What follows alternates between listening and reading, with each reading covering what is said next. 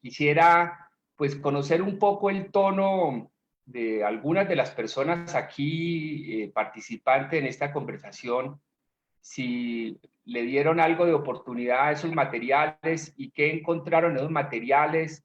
Eso también, como decía hace un momento, con la intención de encontrar caminos, de tratar que recorramos juntos, unos caminos en esta conversación que nos permitan profundizar eh, eh, lo que más se pueda, ¿no? En este rato, es un rato muy corto, pero por lo menos sí plantear algunas preguntas. Tal vez eso puede ser lo más pertinente, ya intentar encontrar algunas preguntas explícitas de ustedes y buscar cómo ayudar a nutrir más esas preguntas y pues sugerir en torno a esas preguntas unos escenarios de búsqueda y de experiencias donde hemos venido trabajando. Entonces, por favor, ¿quiénes revisaron algo de esos materiales que sugerí y qué consideraciones tienen sobre esos materiales? Primero, profe Erwin, pues le cuento que nuestro auditorio principalmente son estudiantes de las diferentes licenciaturas de la Facultad de Educación, pues en su mayoría de psicopedagogía, pero también tenemos estudiantes de la licenciatura en sociales, en ciencias naturales, en matemáticas, filosofía, las diferentes licenciaturas. En la medida en que ellos han podido también conocer desde su plan de estudios las diferentes pedagogías, por ejemplo, tienen cierto bagaje sobre lo que son las pedagogías antiautoritarias, todo el pensamiento de Ivan Illich y las sociedades escolarizadas. Un poco en ese sentido, digamos, esa es la base que ellos tienen. Ahora, ellos obviamente a partir de específicamente los videos que han podido ver algunos de los videos de los foros de autoorganización del aprendizaje, pues seguramente pueden plantear algunas ideas y algunas preguntas, ¿no?, que les hayan surgido de todas estas experiencias.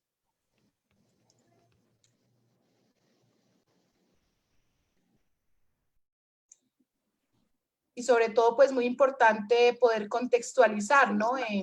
No solamente en estos tiempos de pandemia, sino todo lo que estamos viviendo actualmente, ¿sí? Lo que se está viviendo en el país, por ejemplo, estos movimientos. Entonces, tal vez, profe Erwin, a partir de esa base con la que ellos cuentan como maestros en formación, de pronto se puede iniciar por allí el diálogo.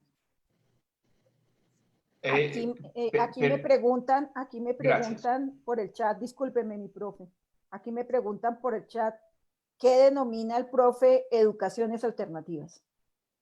Esa es buena. Qué buena, sí. Yo tengo aquí un lápiz y un papel y voy a anotar entonces varias preguntas. ¿Qué otras preguntas o cuestionamientos al material? Yo quisiera insistir en oír varias voces antes y... ¿Cómo se viabiliza? Preguntan aquí también. ¿Cómo se viabiliza? ¿Cómo lograr que los estudiantes no comprendan los espacios de libertad como espacios de irresponsabilidad?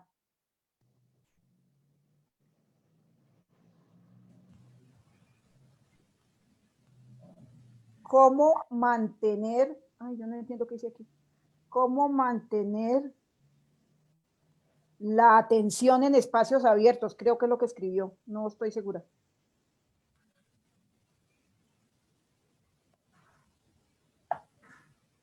¿Se puede enseñar a pensar cuando hay demasiados distractores?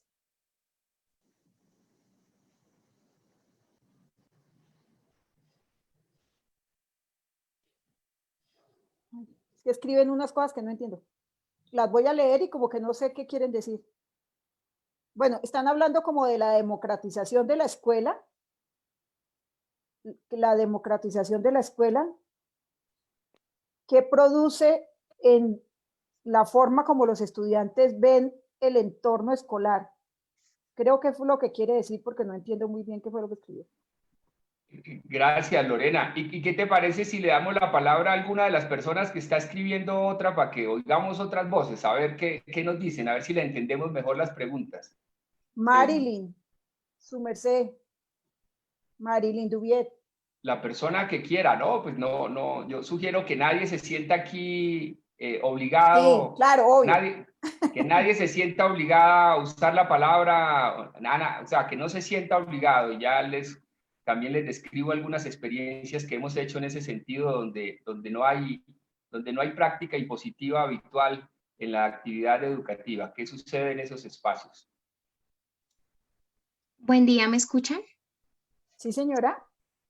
Buen día. Bueno, a partir del material quisiera preguntar qué impacto realmente tiene la tecnología en el desarrollo de estas educaciones alternativas.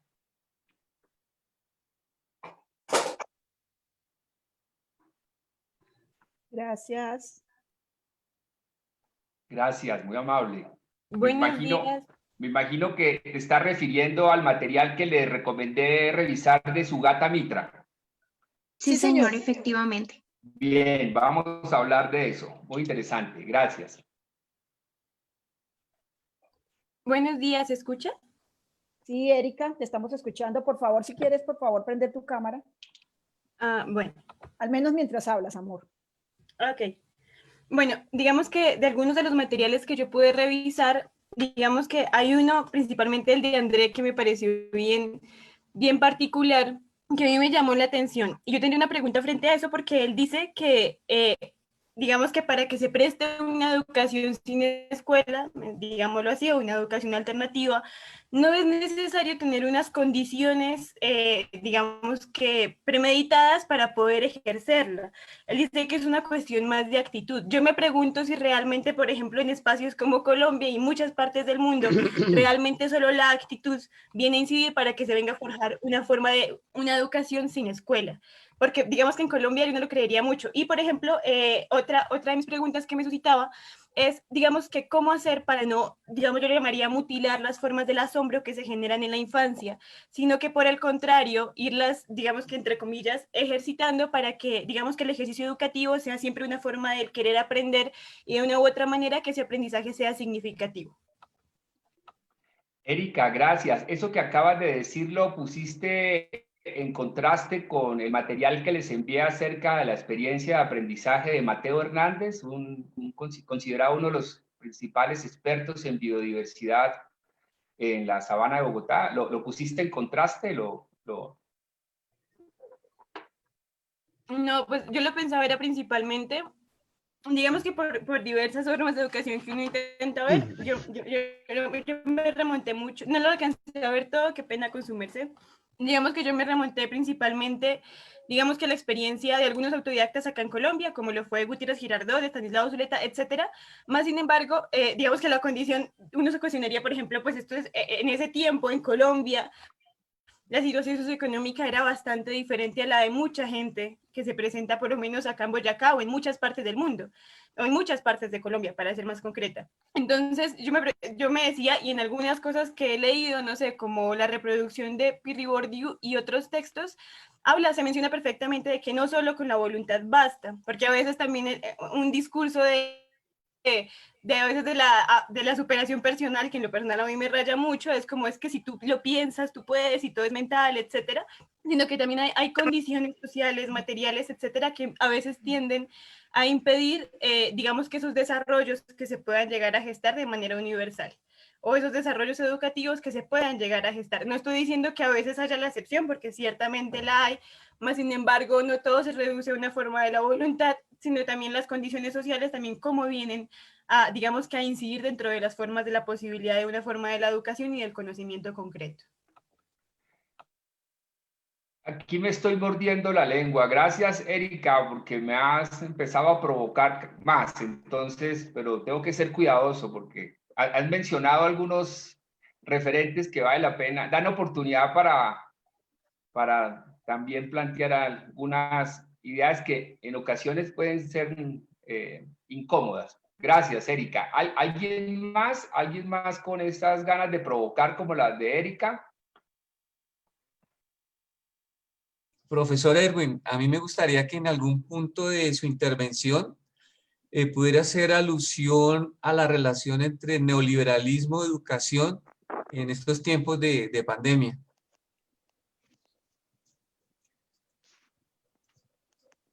Gracias, sí, me tiene una invitación Marco Raúl Mejía para discutir sobre eso. Sí, muchas gracias, gracias.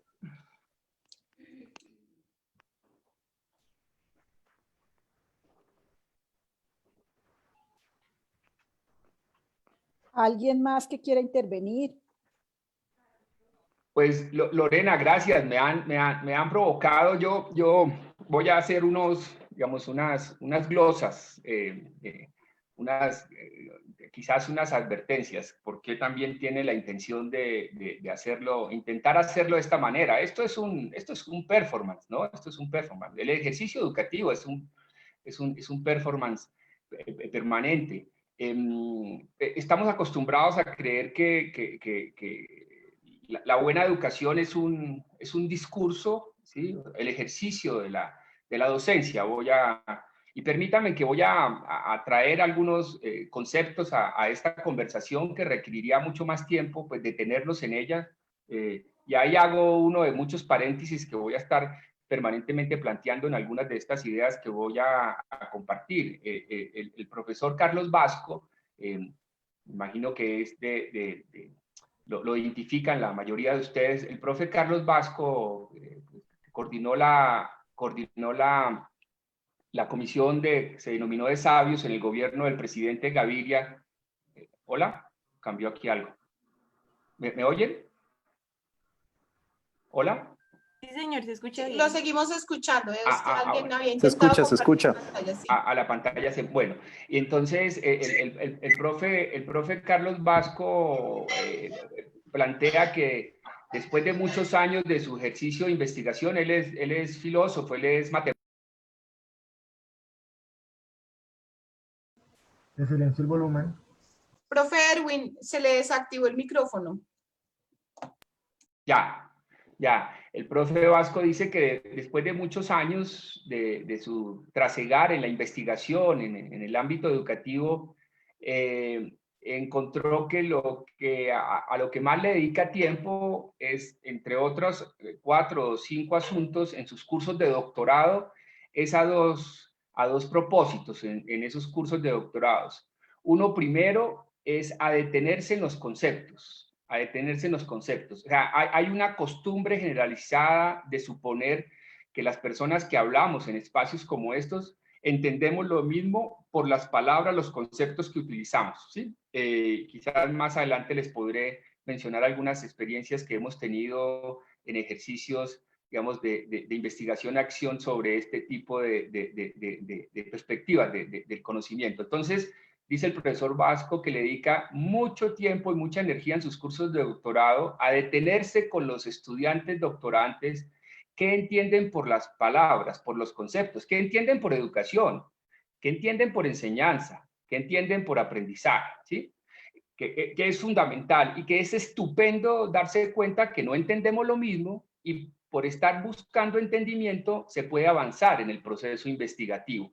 Pero el suponer que entendemos lo mismo dificulta hallazgos más sorprendentes, dice él, ¿no? Lo otro que quizás es también muy importante tener en cuenta y es uno de los propósitos de intentar como mover las maneras en que nos encontramos en este espacio, lógicamente una conversación tan corta como la de hoy no es posible, dice él que él a sus 84 años, 83 años, tiene el profesor Vasco, tal vez más, dice que el lugar que ha encontrado en la vida donde se producen los mayores aprendizajes significativos, profundos, es un lugar que busca construir vínculos intensos de afecto y de confianza. Él dice que uno de esos lugares principalmente que él ha encontrado en su largo trasegar en la vida son los grupos de alcohólicos anónimos. Los grupos de alcohólicos anónimos buscan construir unos vínculos de afecto profundo y de confianza y que eso permite generar aprendizajes bastante relevantes. Y él dice que eso también hace en su proceso de los cursos de doctorado, es buscar construir vínculos de afecto y de confianza. Y un poco para reforzar esto que acabo de decir, también les recomiendo el trabajo tan interesante que ha venido haciendo el profesor Alejandro Sanz de Santa María de los Andes, sobre el propósito de la educación, y eso tiene, digamos, otras maneras también de nombrarse. Él plantea que durante 20 años cometió muchos errores y lo sigue cometiendo, pero ahora de otra manera, porque no había entendido durante 20 años de profesor de los Andes y de universidades en Estados Unidos, cuál era el propósito principal de la educación. Él dice que el propósito principal le tomó demasiado tiempo saber cuál es el propósito de la educación, y es construir vínculos de afecto profundo con las personas que nos encontramos en estos espacios. Esto quizás ya es incorporado en muchos discursos, pero a la hora de la práctica está bastante atravesado por una cantidad de costumbres sociales que hemos incorporado que nos dificultan poder construir, avanzar en la construcción verdaderamente de esos vínculos de mayor sinceridad y de afecto.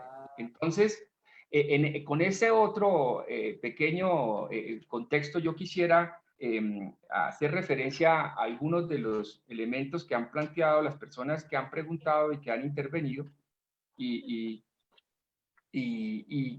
esta manera en que voy a seguir pues, planteando las ideas puede ser, como habitualmente se busca estigmatizar estos planteamientos, se dicen que son anecdóticos, ¿sí? Yo lo que le digo a los estudiantes en la Universidad Nacional y en otros lugares donde hacemos experiencias más prolongadas, es que lo teórico y lo conceptual está ahí en los textos, están los libros, están los materiales que se pueden estudiar a cualquier hora, a las 3 de la mañana, acostado en la cama o en la sala, pero sería más interesante estos espacios aprovecharlos para conectarlos con esos elementos más concretos de la vida y que realmente nos puedan generar la conexión. Entonces, en ese sentido, yo quiero describirles una serie de experiencias y situaciones que hemos tenido que contribuyen de algunas maneras a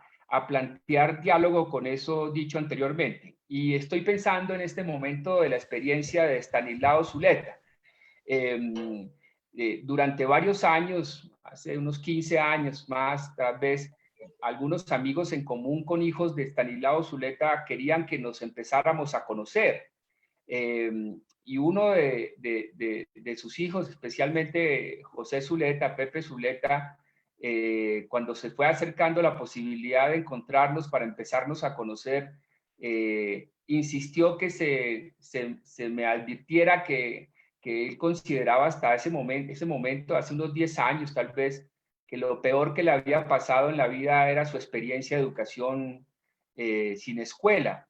Esto está registrado en una entrevista grabado en material audiovisual. Lo pueden encontrar en un canal que algunos amigos y amigas se animaron a que iniciáramos hace pocos meses, y pusimos ahí algunos materiales que venían de atrás que estaban perdidos. Yo soy muy mal coleccionista de libros, de citas y de todo. Soy muy mal coleccionista. Entonces, fue muy importante iniciar ese diálogo con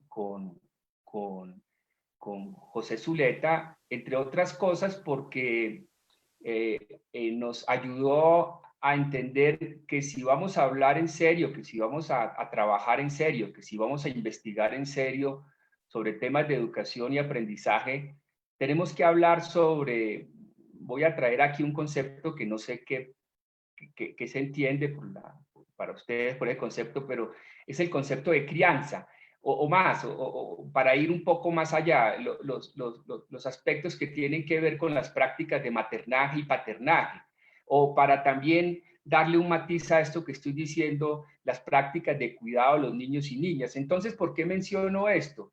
Porque si uno revisa en detalle pues, la historia de los hijos y las hijas de Estanislao Zuleta, sobre todo los hijos de su primer matrimonio, pues es una historia de muchísimo maltrato, ¿no? Y yo esto lo planteo con mucho respeto, pero con la necesidad de invitar a las personas que trabajamos en los temas de aprendizaje, de educación, que pues, no sé cómo decirlo para no ser muy impertinente, habitualmente lo digo, pero sé que incomoda, tenemos que reducir la hipocresía, tenemos que reducir mucho la hipocresía, o sea, el aprendizaje y la educación tiene que ver, las experiencias de aprendizaje y educación de cada una y de cada uno de nosotros tiene que ver con esas relaciones familiares, en concreto, de manera específica, de esas relaciones sociales, ¿sí?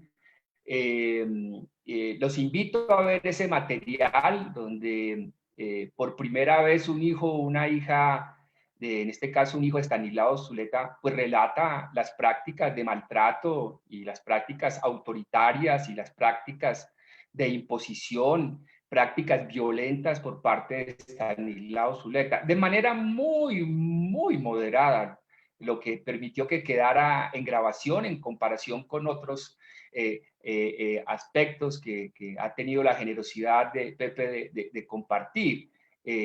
Me preocupa porque esto está siendo grabado y se me había olvidado que cuando está haciendo algo de estos grabados me toca ser un poco más, me toca ser más prudente.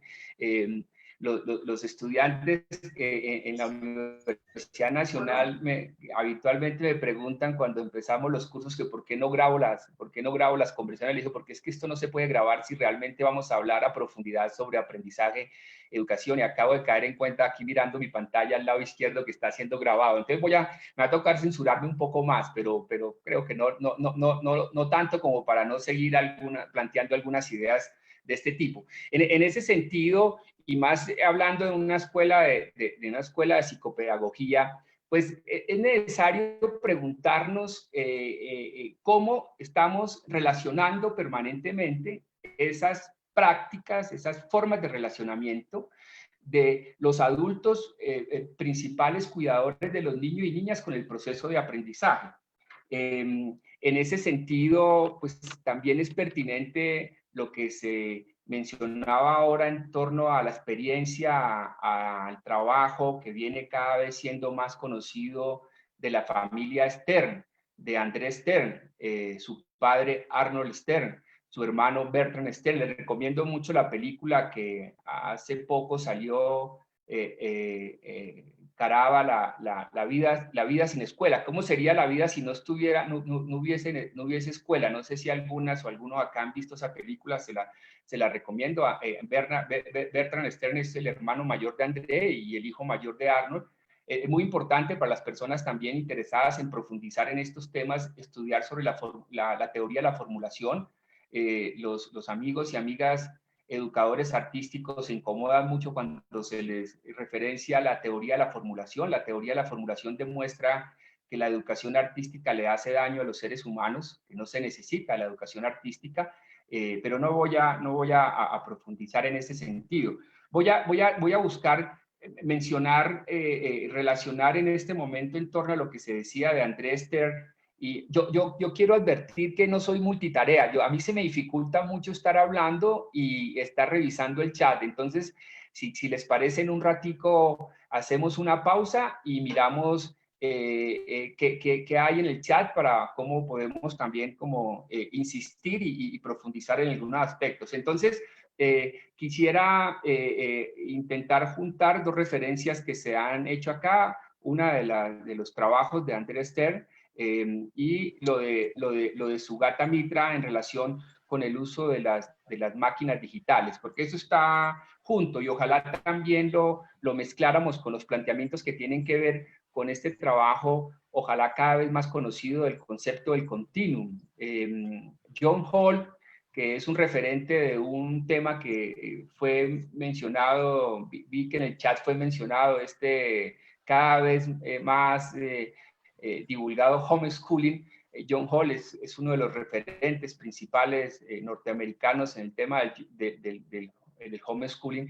Dice que hizo un generoso reconocimiento a este trabajo del concepto del continuum, que se los propuse también como le dieran una revisada previa a este encuentro. Dice John Hall que si hubiese un libro que pudiera cambiar el rumbo de la humanidad sería esa investigación, el concepto del continuum. Entonces, ¿por qué junto a estos tres asuntos? O sea, lo que plantea Andrés Stern, lo que plantea Sugata Mitra, cada vez más referente emblemático de la innovación educativa, como lo sabrán probablemente todos ustedes. Hoy en día los trabajos de Sugata Mitra, y más en esto que se ha llamado en los últimos meses la pandemia, es un referente de gran influencia, todo el tema de la autoorganización del aprendizaje.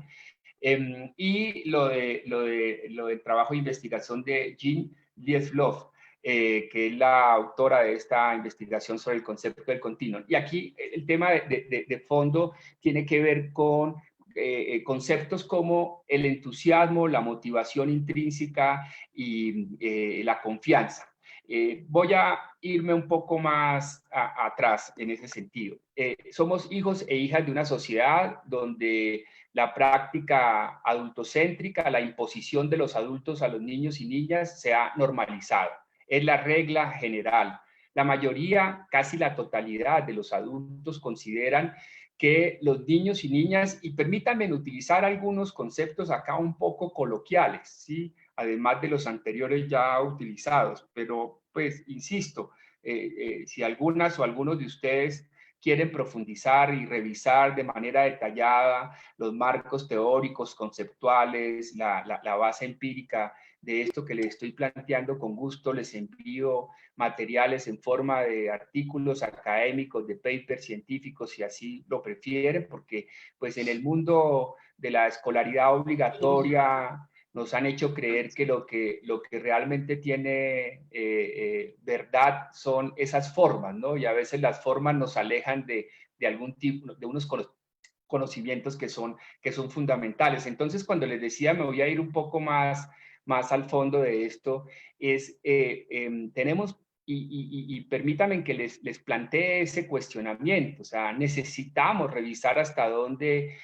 cada una y cada uno de nosotros sigue reproduciendo y normalizando esa práctica adultocéntrica que considera que los niños vienen sucios, los niños y las niñas vienen incompletos, los niños y las niñas vienen defectuosos, ¿no? Soy muy respetuoso de las creencias religiosas, pero los invito a revisar qué implica en términos de aprendizaje y de educación, en clave de aprendizaje y educación, qué implica todos esos ritos que en la mayoría, no en todos, pero en la mayoría de las creencias religiosas, esos ritos que implica que a los niños hay que limpiarlos, que a los niños hay que sanarlos, que a los niños hay que quitarles el pecado original. Es muy importante, muy importante. A mí me tomó, y lo planteo en términos de experiencia propia, a mí me tomó bastantes años. Afortunadamente empecé a descubrir esto antes de iniciar mi experiencia política colectiva más importante que he hecho en la vida, que es desde hace 18 años estar aprendiendo a hacer un paternaje lo más próximo posible a las prácticas amorosas y al acompañamiento del aprendizaje libre. O sea, yo soy un poco eso que sigue siendo mirado con sospecha, de forma peyorativa y muchas veces excluido. Nos ha tomado bastantes años que cada vez nos pongan más atención. Porque soy un investigador participante. O sea, yo no solamente soy un investigador de estos fenómenos, sino que soy un investigador participante. O sea, hace 18 años vengo acompañando también a un hijo y una hija en unas prácticas de crianza que buscan ser de manera cotidiana prácticas amorosas y que vienen también siendo unas búsquedas de respeto por la opción que decidan estos seres humanos, en este caso un hijo, una hija, de las maneras de aprender. Entonces, en ese sentido, y si notamos la oportunidad de hacer un ejercicio mínimamente introspectivo, autocrítico, acerca de cómo hemos venido siendo, y permítanme, utilizo esta palabra para también como avanzar en esa provocación, hemos sido víctimas de esa cultura adultocéntrica, o sea, nos seguimos encontrando con una gran cantidad de personas que dicen, gracias al rejo que me dieron, gracias a la correa que me dieron, por eso soy una persona de bien. Y cuando se indaga sobre esa persona, pues una persona que tiene bastantes sufrimientos, ¿sí? Semestre a semestre al curso que hago en la Universidad Nacional, llegan estudiantes de los más altos rendimientos académicos en ciencias, en ingenierías, en economía, en ciencias humanas, de los más altos rendimientos, porque como ustedes sabrán, no sé cómo funciona en la Universidad Pedagógica y Tecnológica de Tunja, en la Universidad Nacional, pues entre todos esos mecanismos cuestionables de exclusión, los estudiantes pueden escoger los cursos selectivos de su mayor gusto, siempre y cuando tengan un promedio bastante alto. Entonces, por eso la mayoría de los estudiantes que llegan a nuestro curso son estudiantes de muy alto rendimiento, de muy alto rendimiento académico, y con algunas excepciones de los reingresos o los programas especiales que dan unos cupos para estas personas. ¿Por qué les menciono esto? Estos estudiantes, cuando los invitamos a revisar en detalle su trayectoria de aprendizaje y educación, a las 3 semanas, a las 4 semanas, a las 5 semanas, cuando vamos en la mitad del semestre, empiezan a relatar unas historias de mucho sufrimiento. O sea, son estudiantes que consumen diversos tipos de sustancias para poder mantenerse supuestamente concentrados en su proceso académico y seguir manteniendo sus rendimientos que han venido alcanzando.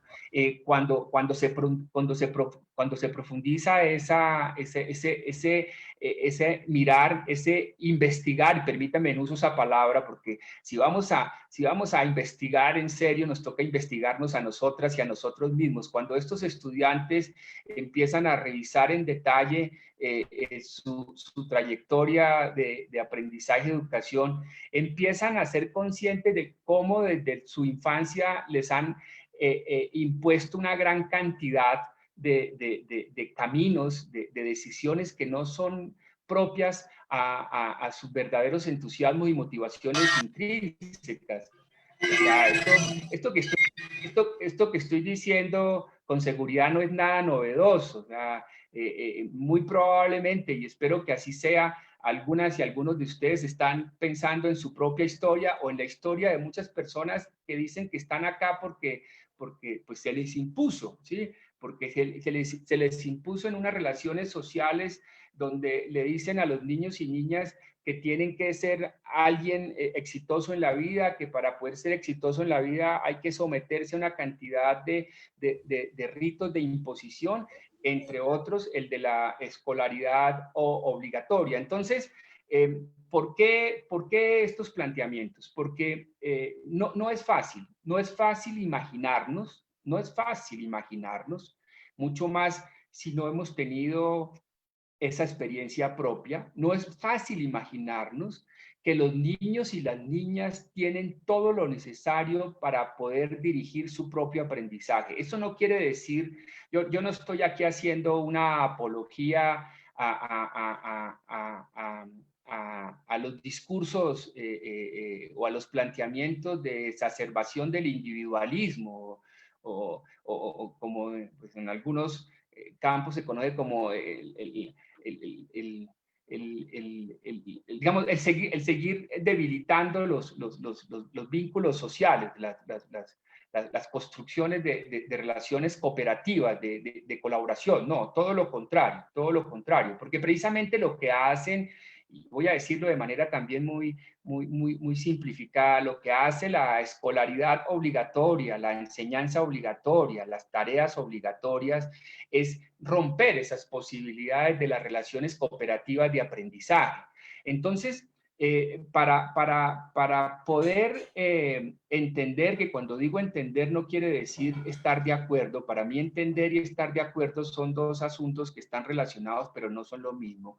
Para poder entender con suficientes elementos, planteamientos como los que hace Andrés Stern, los que hace Sugata Mitra, los que están ahí en referentes como el concepto del continuo, esta investigación tan interesante, lo que viene planteando Peter Gray acerca del juego libre. Peter Gray, psicólogo evolutivo norteamericano cada vez más referenciado en este tema de los aprendizajes no convencionales, es precisamente la necesidad de entender cuáles son esas condiciones con las que nacemos, cuáles son esas condiciones y esas suficientes herramientas que tenemos para el aprendizaje, desde luego en relación con los otros, con las otras, ¿no?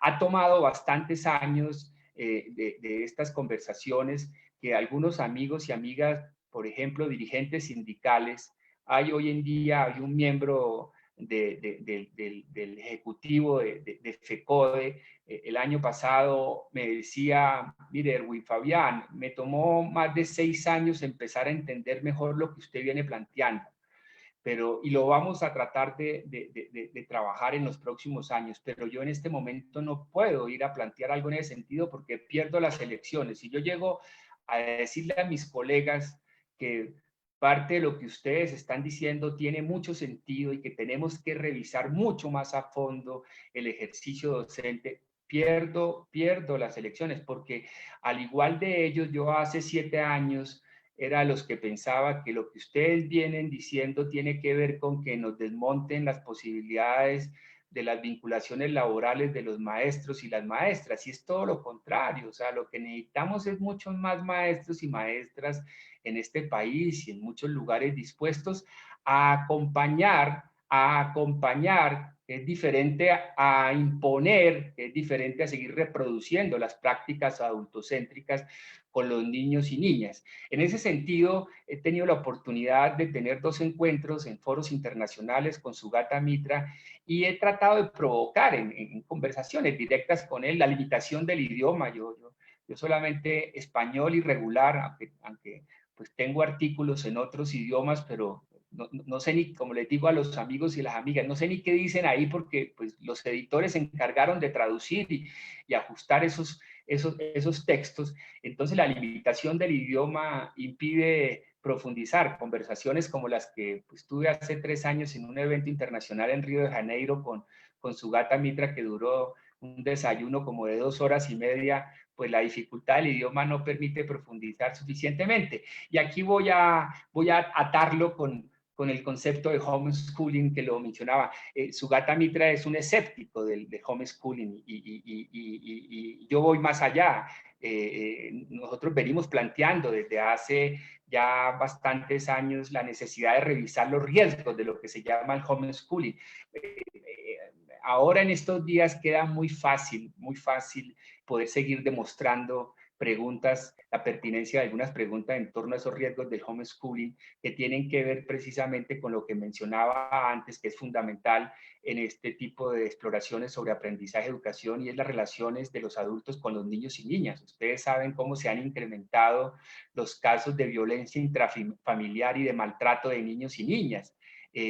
Por eso, pues muchas familias que dicen hacer homeschooling, no todas, están molestas con nuestros planteamientos desde hace unos años, porque el problema de fondo de nuestra realidad en torno a estos temas tan importantes del aprendizaje y la educación no es si sí colegio o no colegio, si sí jardín o no jardín, si sí universidad o no universidad, sino es detenernos a revisar en detalle las relaciones concretas que se dan entre esos seres humanos que se encuentran en esos espacios. Y eso quiere decir la casa, el jardín, el colegio, la universidad y cualquier otro lugar. ¿Cómo son esas relaciones? Y aquí voy a hacer una referencia que muy probablemente muchos de ustedes son más conocedores de la obra de Alan Turing que lo que yo lo soy, la he estudiado. Me parece estupendo ese planteamiento de Alan Turing, preocupante, estupendo, pero preocupante cuando Alan Turing hace su análisis crítico de la institución educativa y dice que uno de los principales problemas, que tal vez el principal problema de la institución educativa es que no logra producir ni circular afecto. Entonces, en ese sentido, y buscando interrelacionar estos varios aspectos que he venido planteando, esa moda del homeschooling, ahora del homeschooling obligatorio en que están muchas familias, ¿sí? Hay que revisarla con detalle, porque antes de esta pandemia, pues esa práctica del homeschooling, no en todos los casos, pero muchas de las familias que hacen educación en casa, educación en familia, no todos los casos, pero muchas de estas familias que hacen homeschooling, educación en casa, tienen motivaciones fundamentalistas y no solamente religiosas. Sí, es evidente las religiosas son, pero también fundamentalistas políticos, fundamentalistas pachamámicos. O sea, hay casos en Colombia de familias que se han juntado para ir a criar a sus hijos, hijas en la montaña. Yo hago parte de una comunidad alternativa y he tenido tal vez la comunidad alternativa más grande que hay en Colombia. Somos en este momento 47 pequeñas propiedades que estamos intentando construir. ¿Aló? ¿Me oyen bien?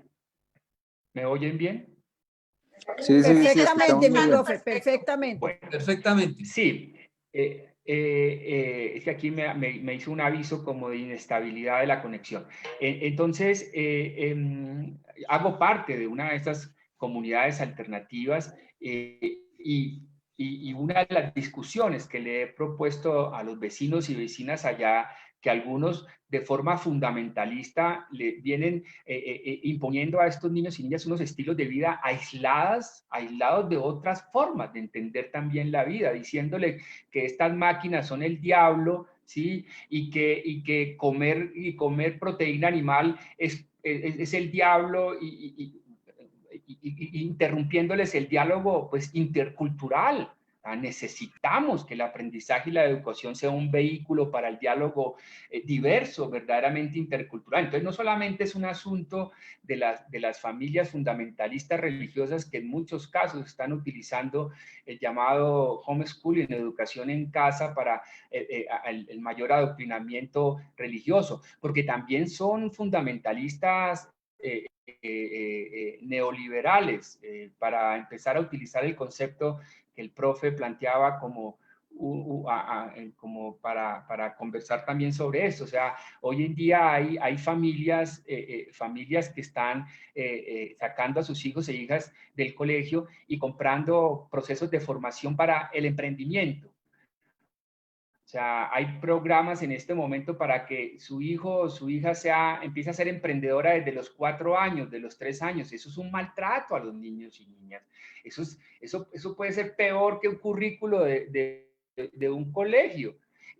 O sea, hay una cantidad de preguntas que es necesario visibilizar, pero no podemos seguir negando este fenómeno, que es mi discusión con algunos de los importantes expertos en educación en Colombia, que han preferido durante años excluir estas conversaciones, excluir estas discusiones. Ahora ya en los últimos años no han podido seguirlo haciendo, pero esto hay que ponerlo en la discusión. Y desde una perspectiva que es fundamental, que no podemos seguir asumiendo que la educación solamente es escolaridad obligatoria, enseñanza obligatoria y tareas obligatorias. Hemos tenido la oportunidad de encontrarnos recientemente en un par de eventos con la ministra de Educación y hemos venido insistiendo en que la política pública educativa no puede ser solamente escolaridad obligatoria, no puede ser solamente enseñanza obligatoria, no puede ser solamente tareas obligatorias. Es necesario que la política pública educativa en Colombia dialogue con esas otras formas de aprender, y si se quiere seguir utilizando el concepto de educación, esas otras formas de ayudar el aprendizaje que no necesariamente pasan por la imposición sistemática de los seres humanos a que tienen que asistir de forma obligatoria todos los días a un lugar durante tantas horas, a que otros les impongan una cantidad de contenidos que no necesariamente son los que quieren, los que asumen. Y ahí me voy nuevamente a devolver para relacionarlo con el entusiasmo y las motivaciones intrínsecas. Yo les recomiendo profundizar en algunos de estos referentes que les he mencionado, que les he ofrecido desde semanas anteriores, porque demuestran cómo. Voy a solamente hacer una mención aquí bastante resumida del trabajo de investigación científica del profesor Sugata Mitra. Demuestra cómo unos niños y niñas en condiciones marginales socioeconómicos, ¿sí? Niños de 8, 9, 10 años y desde menor edad, cómo empiezan a aprender biología molecular en un idioma diferente a su idioma materno, es decir, aprenden de forma autoorganizada un idioma diferente, aprenden biología molecular, ¿sí? A través de una conexión a internet y de forma colaborativa, ¿sí? Muchas personas no le han puesto atención al otro componente fundamental de ese planteamiento de aprendizaje del profesor Sugata Mitra, que tiene que ver con las abuelitas, lo que se ha hablado como la nube de abuelitas, y era parte de lo que quería mencionarles de mi conversación, las dos conversaciones que he tenido con Sugata. Yo le he dicho, bueno, profe Sugata, ¿usted por qué no ha profundizado más en sus muchas conferencias por todo el mundo? ¿Por qué no profundiza más en torno a las relaciones de afecto? O sea, cómo es fundamental esa abuelita detrás de esos niños de forma cooperativa, colaborativa, aprendiendo a través de procesos autoorganizados, una abuelita diciéndole ánimo, ánimo, ánimo, ánimo, no imponiéndole, no la abuelita imponiéndole y no el adulto imponiéndolo, sino diciéndole ánimo.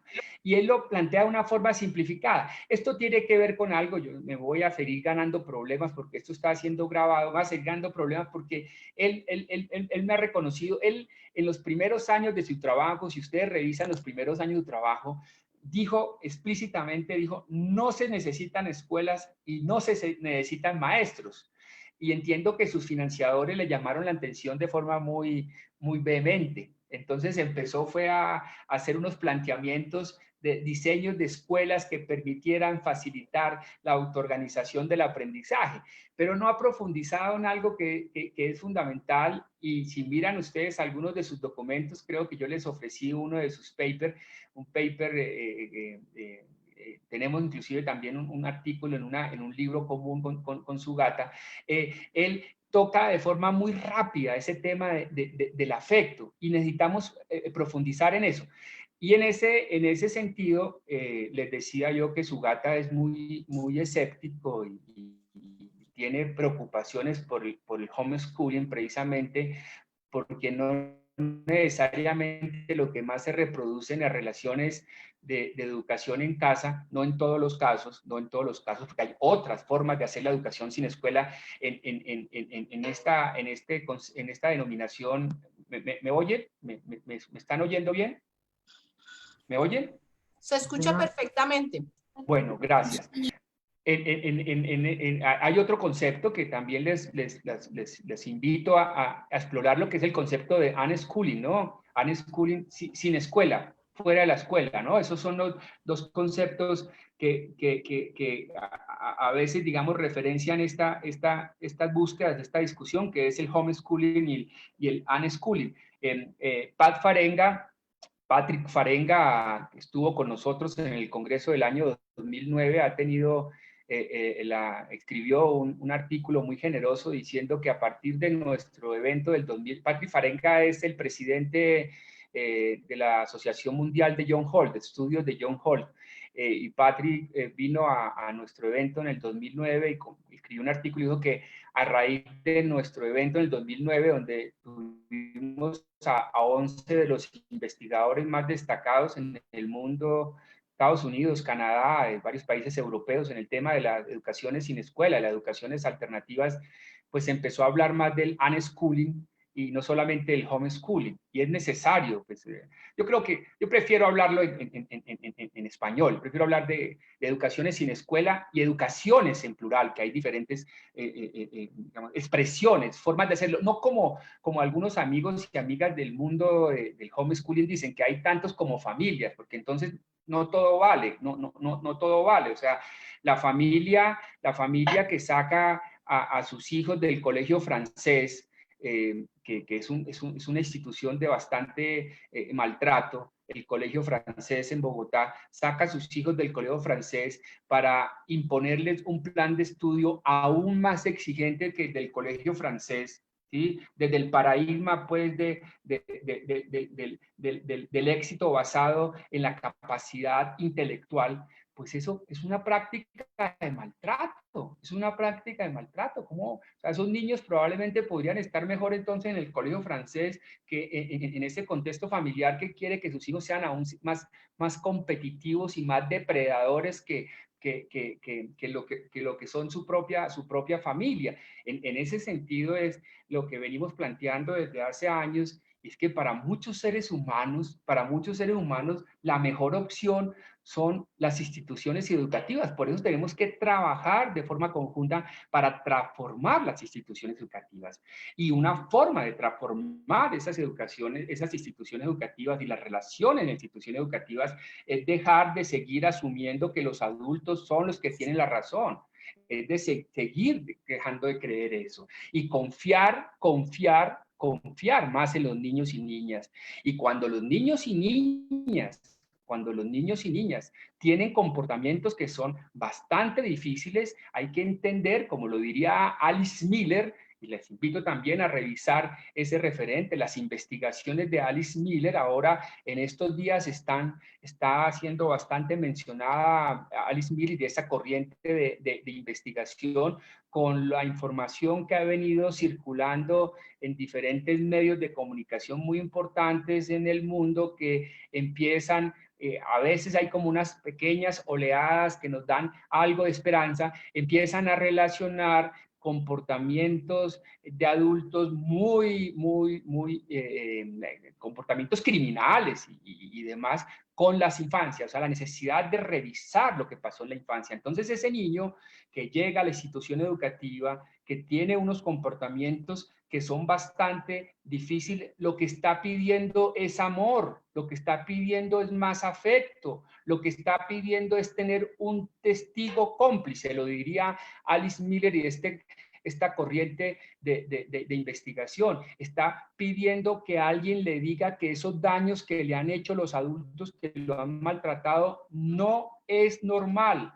No está bien que haya sido golpeado, no está bien que haya sido maltratado psicológicamente, no está bien, necesita un testigo cómplice y lo que necesitamos dentro de las instituciones educativas son miles de testigos cómplices, miles de seres humanos, maestros y maestras que sean capaces de construir esa conexión afectiva con estos niños y niñas. Pero ustedes saben que eso es problemático, ¿sí? Está siendo grabado acá y no voy a entrar en muchos detalles, pero tuve la oportunidad hace unos años de ser asesor del despacho, asesor de innovación educativa, del despacho del secretario de Educación de Bogotá, y si bien estuve 4 años allá, fue muy poco lo que se pudo hacer porque pues hace 8 años, planteaba algunas ideas que generaban más incomodidad, imagínense en eso dentro de la Secretaría de Educación de Bogotá,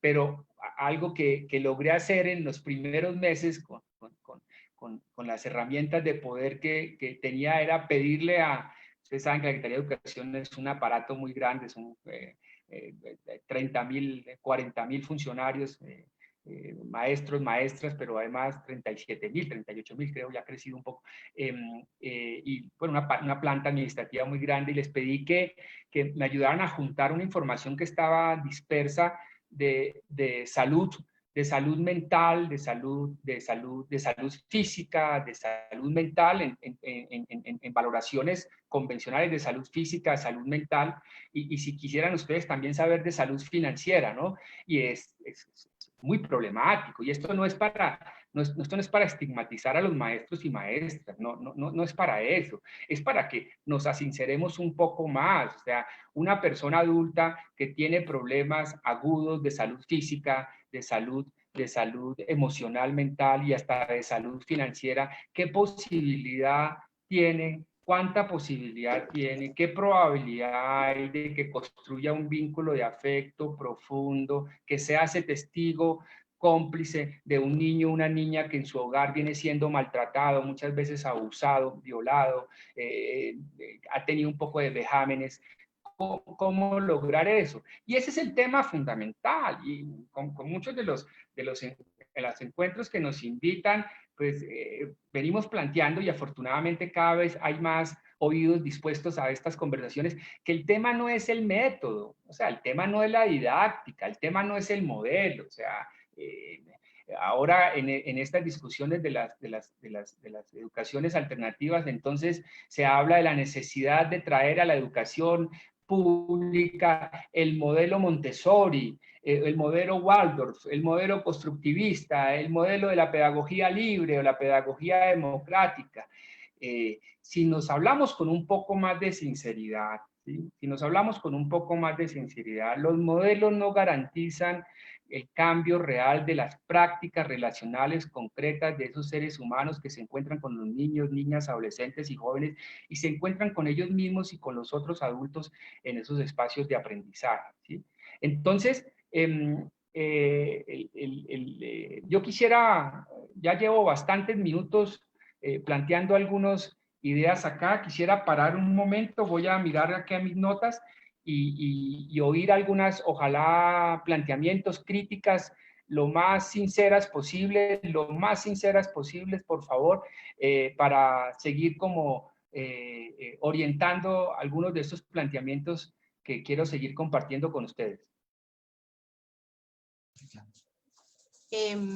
Las personas que han escrito sus preguntas en el chat, entonces tienen la oportunidad de plantearle al profesor Erwin pues sus inquietudes. Entonces invitamos a Tatiana Velandia, a María Alejandra Cruz, a María Claudia Acuña, que tiene también toda una visión desde su experiencia trabajando en FASE. Entonces las invitamos para que haga sus preguntas, así como las personas que han formulado sus preguntas por Facebook. Lina, cuéntanos qué preguntas han formulado a través de Facebook, por favor.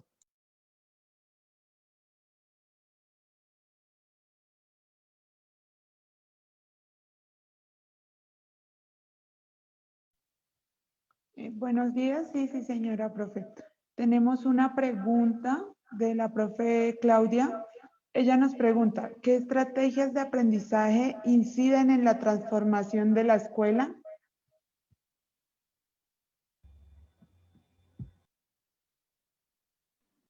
Si les parece, tratemos de juntar varias preguntas. Yo insisto, no creo que esto sea un espacio suficiente para responder las preguntas, pero sí para tratar de nutrirlas, de hacerlas más robustas. Entonces, pues oigamos varias preguntas, porque también es una manera de construir pues vínculos de diálogo entre las diferentes personas que estamos acá hoy conversando. Entonces, por favor, Alejandra, si compartes otras preguntas críticas, ojalá también oír preguntas críticas. Yo sé que ha pasado de moda la palabra crítica, como ha pasado de moda la práctica, la sinceridad, pero ojalá las mayores críticas posibles. Bueno, tenemos otra pregunta de María Alejandra Cruz y dice, ¿qué tan viable es el homeschooling en un país como Colombia, teniendo en cuenta que para esto los padres deben tener un buen estado mental y emocional? Y para nadie es un secreto que este país se caracteriza por la violencia intrafamiliar. Ella nos da esa pregunta. Por otra parte, Tatiana Velandia pregunta, es importante frente al texto de los pronunciamientos en biología mi duda. ¿Cómo asegurar que realmente se encuentren personas competentes frente a las diversas áreas que ejercen y enseñan?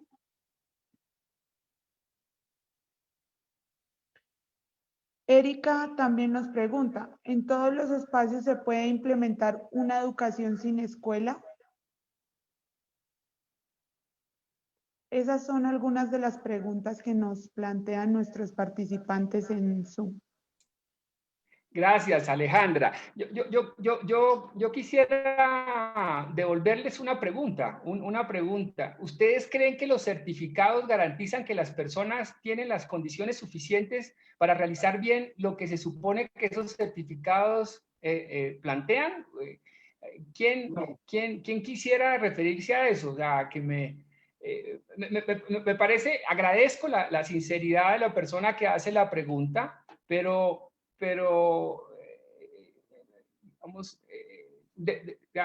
hablándonos un poco más sincero, ¿ustedes creen que un certificado, que un diploma, en mi familia hay médicos, y médicas, ¿sí?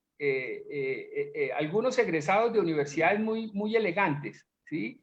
Y me dicen, mire, Erwin, hay colegas que egresaron con nosotros de esas facultades elegantes de medicina y yo no permitiría que me toque si yo estoy en una sala de urgencias. O sea, tienen colegas médicos que se han graduado de médicos de facultades supuestamente elegantes, ¿sí?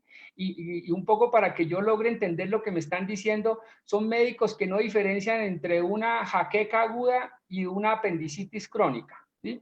Yo quiero preguntarles eso, de verdad, con sinceridad. ¿Ustedes creen que un certificado, un diploma, un título garantiza que una persona sepa lo que dice ese título? ¿De verdad? No. Claro, No. les oigo. Gracias.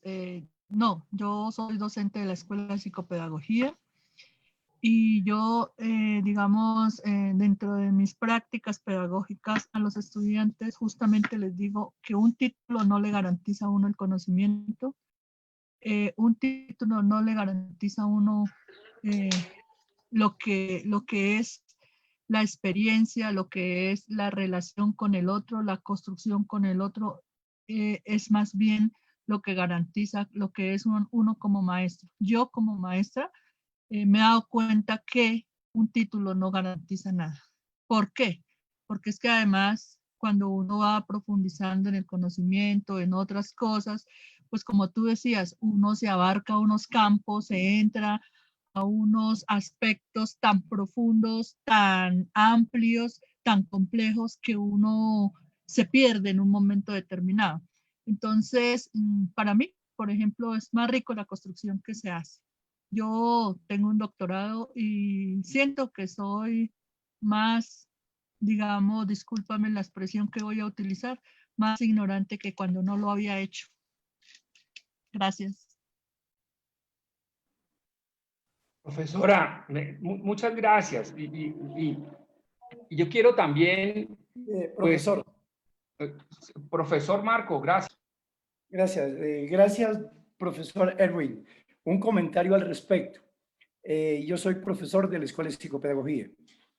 En algunas de mis lecturas acerca de la educación hacia el futuro, se viene planteando que para este siglo los títulos se empiezan a colocar a un lado.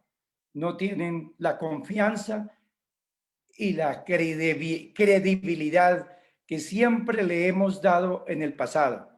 Y que un concepto, ya que hablamos de conceptos y que tú nos has hecho referencia a fijarnos en los conceptos, dice, es en el concepto de reputación.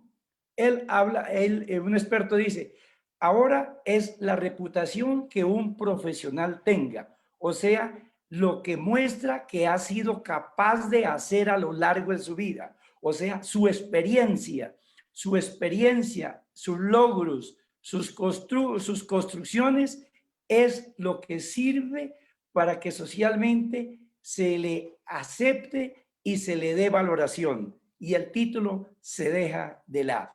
Eso es algo de lo que he venido leyendo en alguna parte, profesor Erwin.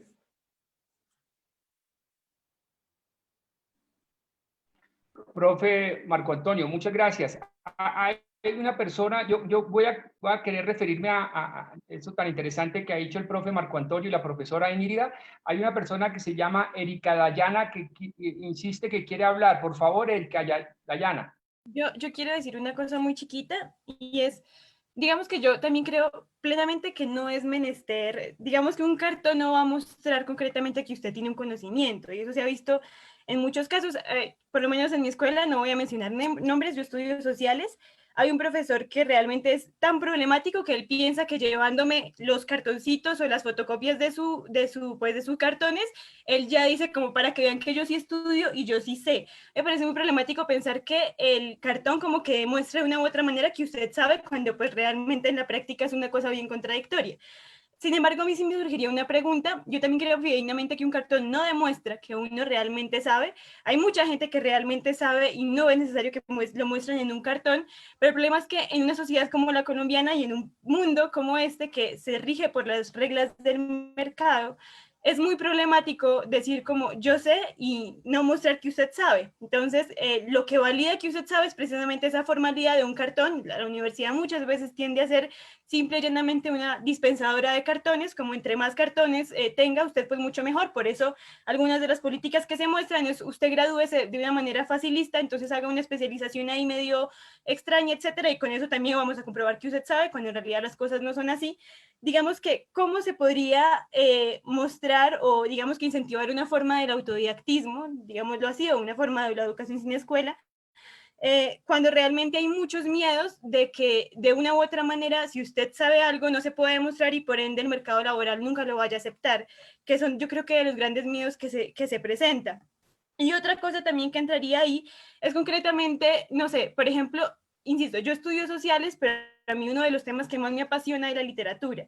Y digamos que yo trato como de buscar formas de entenderla, digamos que de apropiarme de ese tema, que es uno que a mí me interesa, más sin embargo yo sé que si salgo en mercado laboral, etcétera, nunca voy a, lo más probable es que nunca me vayan a, digamos que mirar dentro de esa manera, porque no tengo la validación de que sé eso, aunque en la práctica se pueda, digamos, que demostrar. Y es concretamente también pensar, que eso es lo que a mí me impresiona, que la universidad muchas veces tiende como, en la universidad hay muchos espacios académicos, la verdad, tiende a decir como usted es un sabio bárbaro, creo que así lo denominaría Nietzsche, y es decir, como usted es tremendamente conocedor de, en mi caso, de las ciencias sociales, pero usted es completamente ignorante en todo lo demás, y es absolutamente válido, porque su cartón dice que usted tiene que saber de sociales, y pues qué problema hay si usted no sabe de lo demás. Entonces, digamos que también es mirar cuánto los cartones tienden también a una forma de fragmentar del conocimiento y una u otra manera, como decir usted es certero de esto, cuando muchas veces no lo es. Y qué miedo se pueden llegar a presentar cuando realmente usted, digamos que no demuestra que sabe sobre eso que dice saber. Pues gracias. Esto que plantean me provoca para decir lo siguiente. Una de las prácticas bastante acostumbradas en el ámbito de la educación es que los profesores y profesoras utilizan los conceptos y la abstracción para velarse, ¿sí? Uno muchas veces no sabe quién es ese profesor o esa profesora en términos de sus convicciones, en términos de sus posiciones, ¿sí? Entonces, esto que se acaba de decir me anima a mostrarme aún un poco más. Y empecé a ser consciente ya después de varios años de investigación de esto que voy a describir en este momento. Es que a mí me ha tocado un poco más fácil poder entender y poner en práctica elementos como los que estamos conversando hoy acá, porque soy hijo de un hombre autodidacta y soy hijo de una familia donde desde muy niño oía conversaciones de mi madre y mi padre, donde mi padre le decía a mi madre, un hombre autodidacta, empresario, que tenía en su nómina a ingenieros, a economistas, a abogados, y que muchas veces le decía a los ingenieros, a los economistas, a los abogados, qué hacer, cómo hacerlo además. Le decía mi padre autodidacta. Entonces, las conversaciones entre mi madre y mi padre diciendo la universidad más importante es la universidad de la vida, y mi madre un poco más de esa idea del arribismo social a través de de la escolaridad obligatoria, usted lo que quiere es que los muchachos se queden analfabetas. Entonces mi papá le decía, de una manera amorosa, decía, mija, dígame a nombre de quién giro el cheque. Yo puedo pagar cualquier tipo de institución, colegio para los muchachos, pero la universidad más importante, la universidad de la vida. Esto que aparentemente puede ser un diálogo muy simple, coloquial, que no está empaquetado con una cantidad de conceptos y abstracciones que se creen que son las que le dan importancia al conocimiento, son elementos fundamentales para entender el aprendizaje y para entender la educación. Otro elemento relacionado con esto anterior, y quizás por este tipo de experiencia familiar, desde hace más de 10 años estamos haciéndole seguimiento a políticas de recursos humanos de grandes corporaciones. Yo quiero, en la línea de lo que decía el profesor Marco Antonio, mencionarles que en este momento son, antes de la pandemia, porque esto se va a acelerar y lo vamos a conectar nuevamente con este concepto de lo neoliberal. Esto se va a acelerar, ¿sí?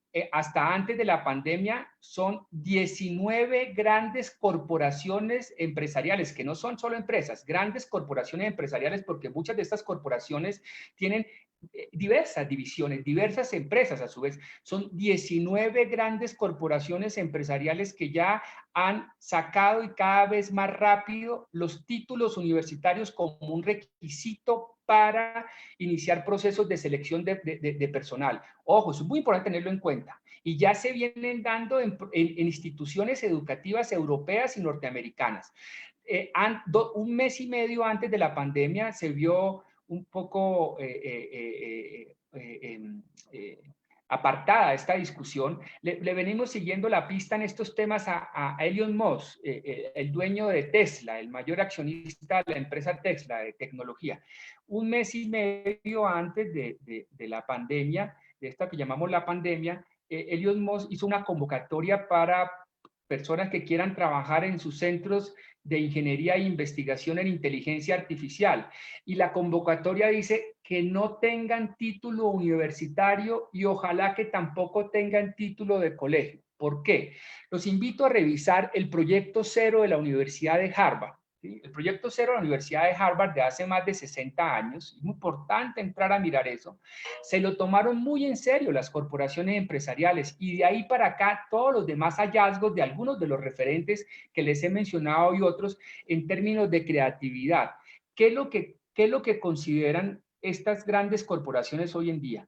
Que las personas que han sido sometidas a largos periodos de tiempo a sistemas educativos donde tienen que obedecer, sufren un daño irreparable en la creatividad. Ojo con lo que estoy diciendo, es muy complicado, es muy importante tenerlo en cuenta. O sea, el mundo grande corporativo que ha destinado grandes cantidades de recursos a investigar sobre la creatividad, porque ellos necesitan gente creativa para que les siga ayudando a producir billetes, creativas y obedientes, ¿sí? Entonces, es muy interesante poner en el radar de las personas que nos interesan y que trabajamos, que investigamos sobre los temas de aprendizaje y educación, cómo se está comportando el mercado laboral. Yo no soy de los que considero que la educación es para hacernos trabajadores, yo no estoy diciendo eso, pero no nos digamos mentiras, reduzcamos el autoengaño y el engaño. O sea, la mayoría de los seres humanos que entran, que siguen buscando las instituciones educativas en realidades como las nuestras, comunes, en territorios como Latinoamérica y regiones similares, la gente está buscando la institución educativa para el famoso mito de la movilidad social. Muy importante revisar los trabajos recientes y otros similares del profesor Garay, del profesor Luis Jorge Garay. Su último trabajo en este sentido se llama Inmovilidad Social. Inmovilidad social. Él ya viene diciéndolo y lo vienen diciendo otras diversas investigaciones. La escolaridad obligatoria no está generando movilidad social. No está, y le voy a dar otros datos concretos. Uno que presenta el profesor Luis Jorge Garay. Muy importante tener en cuenta esto. Estudiantes egresados de programas de doctorado nacidos en países de la Europa mediterránea que han terminado programas de doctorado en universidades de la Europa mediterránea. Su principal fuente de ingresos es trabajar en cafeterías, por asuntos sobre todo como, digamos, de carácter personal, y estoy aquí de pronto haciendo demasiadas infidencias, pero esta es otra. Un funcionario del Ministerio de Educación que ha tenido acceso directo, la principal base de datos de información, la principal fuente de datos sobre la incorporación al mercado laboral de las personas que han pasado por las instituciones de educación superior y que han sido tituladas, es el Observatorio de Asuntos Laborales en Educación del Ministerio de Educación, ¿sí? Esta persona me contactó hace 2 años, tal vez hace 3 años, y me dice: profesor, mire, mi situación es la siguiente, mi hijo mayor está a punto de terminar el bachillerato. Yo he venido oyendo planteamientos que usted hace. ¿Yo cómo le voy a decir a mi hijo, teniendo yo acceso a esta información en el ministerio, todos los días revisando esta información? ¿Yo qué le voy a decir a mi hijo que se meta a someterse a un programa de 4 o 5 años en la universidad, si lo que yo estoy viendo es que la curva permanentemente es decreciente y cada vez de forma más vertiginosa? O sea, las cifras son concretas. Las personas se están graduando de las universidades y no están consiguiendo para nada vinculación en el gran porcentaje de ellas, vinculación laboral en el mercado de acuerdo a lo que el título el programa les hizo crear la expectativa. O sea, la Universidad Nacional sigue siendo el principal empleador en Colombia, pero la curva es decreciente y las cifras que muestran niveles de ingresos es preocupante. O sea, muchos de los egresados de la Universidad Nacional, que es el principal empleador, tienen niveles de ingresos por debajo de 2 salarios mínimos y a veces mucho menos, que es las cifras más confiables, que es las cifras del aporte a la seguridad social.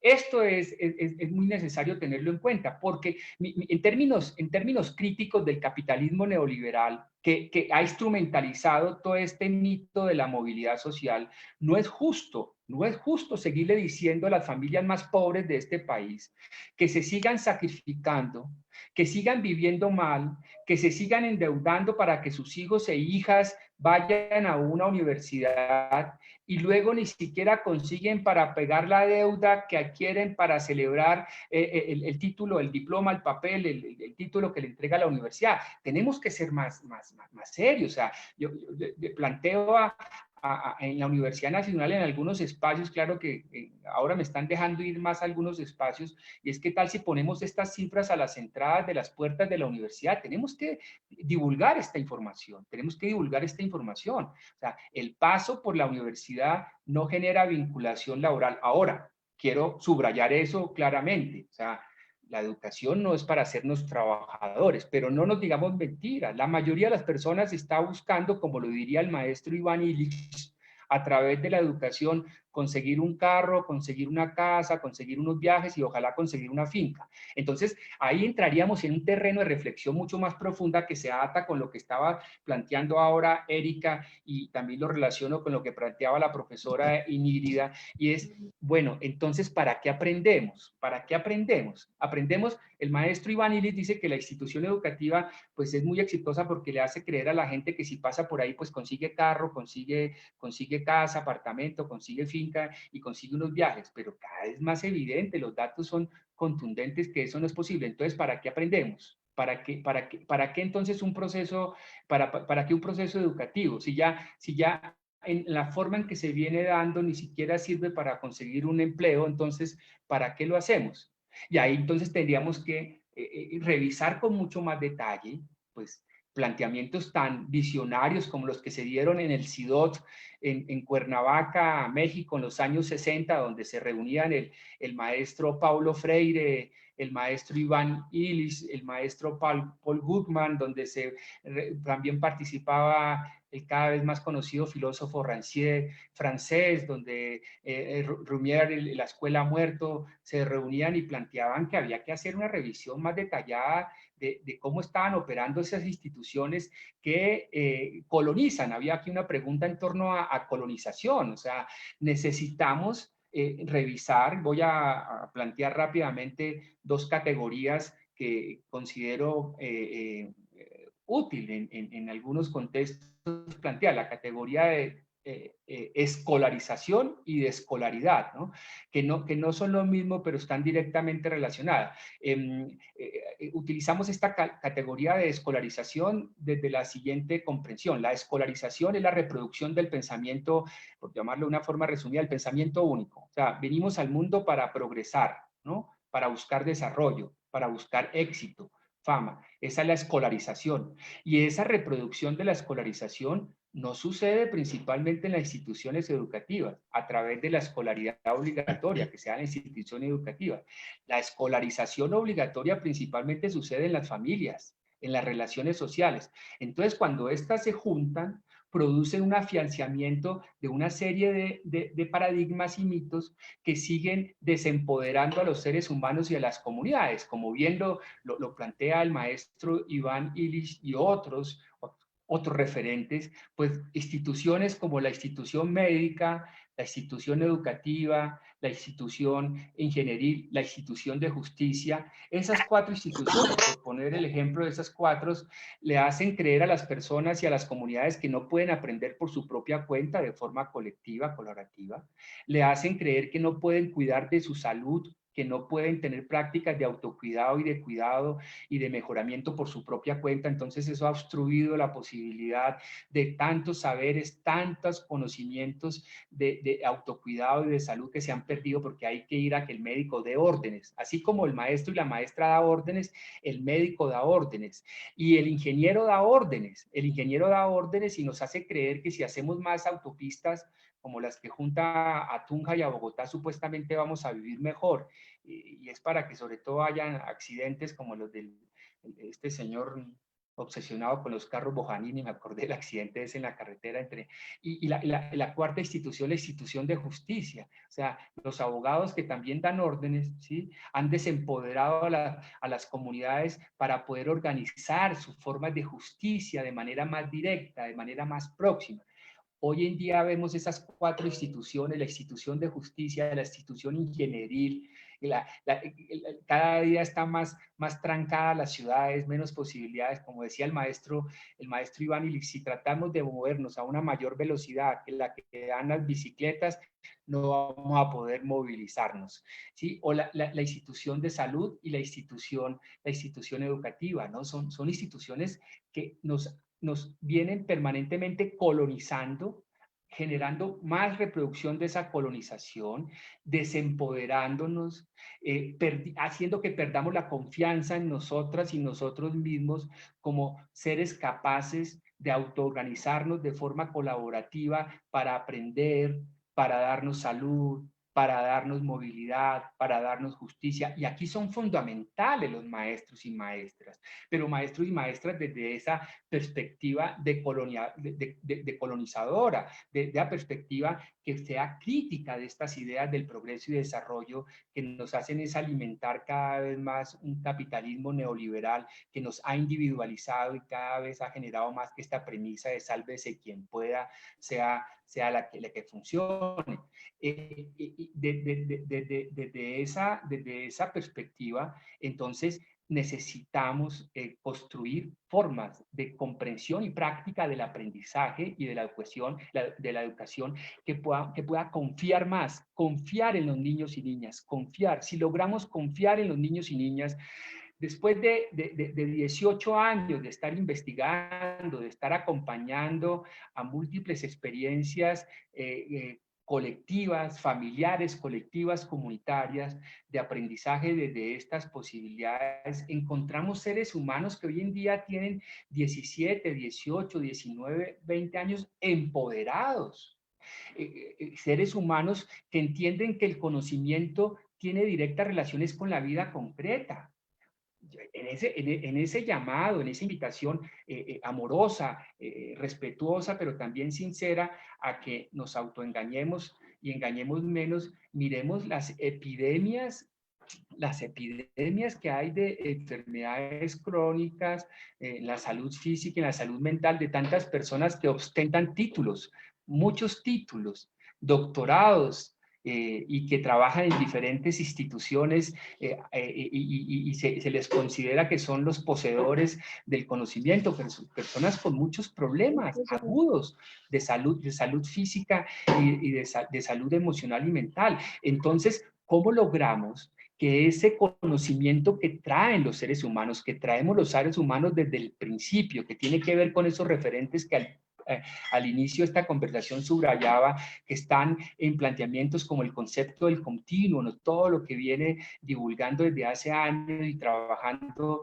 la profesora Casilda Rodríguez sobre cómo esos seres humanos tienen el equipamiento necesario para demostrarnos que el conocimiento y la vida concreta, el conocimiento y la vida concreta y nuestras necesidades concretas para buscar bienestar en términos colectivos, comunitarios, están juntas, están pegados, no podemos escindirlos. También para subrayar lo que se planteaba hace un momento acá, o sea, seguir asumiendo que el conocimiento se puede fragmentar en islas, en asignaturas, en disciplinas, dificulta la posibilidad de entender más qué es lo que ha venido entendiendo el gran capital neoliberal y cómo ha venido instrumentalizando el conocimiento para seguir poniendo a su servicio de enriquecimiento material a tantos seres humanos.